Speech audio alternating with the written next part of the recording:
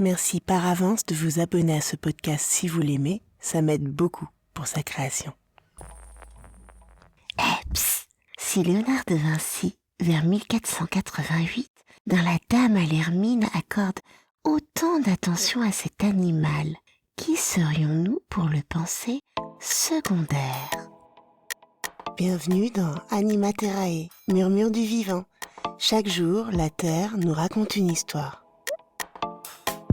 Je suis Flore, j'aime contempler la nature, chercher à la comprendre et partager ce bonheur immense.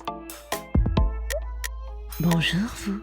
Aujourd'hui, direction Milan, à la fin du XVe siècle.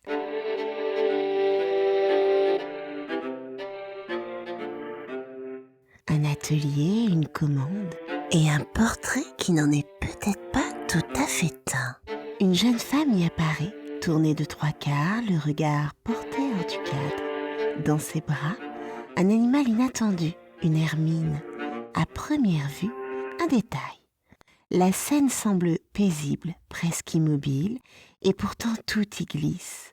Le buste pivote, les yeux s'échappent, et l'animal ne se laisse pas réduire à un simple attribut. Le corps est contenu, prêt à se déployer.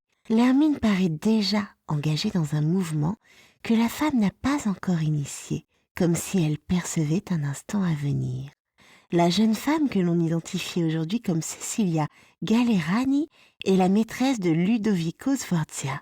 L'animal qu'elle tient ne relève pas uniquement d'un choix esthétique. Il a été interprété comme un symbole de pureté.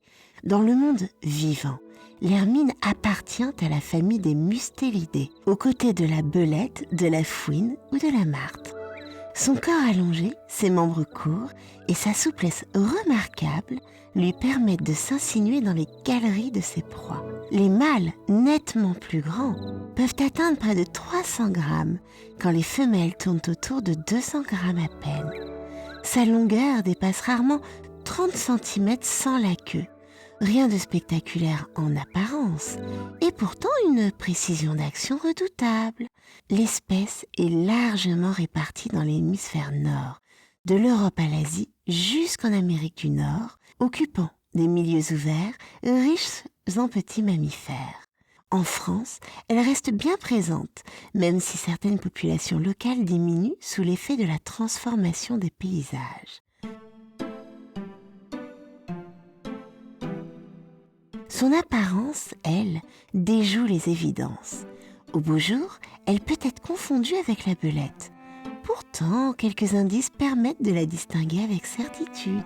Une queue plus longue, terminée par un pinceau noir, présent toute l'année, des joues bien blanches et une démarcation nette entre les deux couleurs du pelage. Puis, l'hiver s'installe. Et dans les régions froides, son pelage devient presque entièrement blanc, bien que ce changement ne soit pas systématique selon les zones. Cette blancheur hivernale a nourri une image persistante. Léonard de Vinci lui-même écrivait que l'hermine préférait se laisser capturer plutôt que de salir sa fourrure. L'idée est puissante, pourtant elle relève davantage de la construction intellectuelle que de l'observation. L'hermine ne s'épargne ni la terre ni la boue. Elle s'y glisse, elle y chasse, elle s'y adapte sans détour. Car derrière cette transformation se trouve un mécanisme d'une grande précision. Le changement de couleur dépend de la durée du jour. Lorsque la lumière diminue, la glande pinéale augmente la production de mélatonine, déclenchant la mue. Les nouveaux poils poussent alors avec peu de mélanine, apparaissant blancs et plus isolants. Au printemps, le processus s'inverse. Ce système, longtemps parfaitement adapté, se heurte aujourd'hui à des conditions plus instables. Certaines hermines blanchissent alors que la neige ne s'installe pas. Le camouflage disparaît et met l'hermine en situation potentielle de danger. Sa reproduction, quant à elle, repose sur un phénomène particulier, l'implantation différée.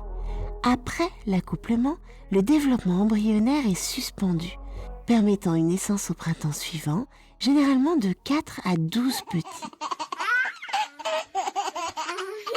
La survie de l'hermine est maintenue grâce à sa capacité de prédation exigeante et efficace. Elle se nourrit principalement de petits rongeurs, mais peut aussi capturer des oiseaux ou consommer des œufs.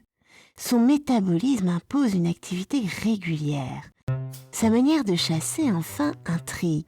Elle enchaîne des mouvements rapides et imprévisibles, provoquant un instant d'hésitation chez la proie.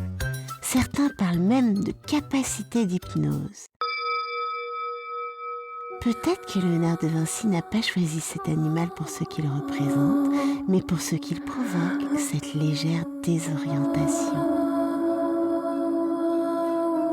La semaine prochaine, nous lèverons les yeux au ciel pour un animal tout aussi virevoltant qui sait nous annoncer le printemps. Vous l'avez deviné, je parle de l'hirondelle. Et comme un bonheur ne vient pas toujours seul, il y aura probablement une petite surprise à votre égard. Merci d'avoir écouté Anima Terrae, murmure du vivant. Et souvenez-vous, gardez les yeux grands ouverts sur la beauté simple du monde qui nous entoure.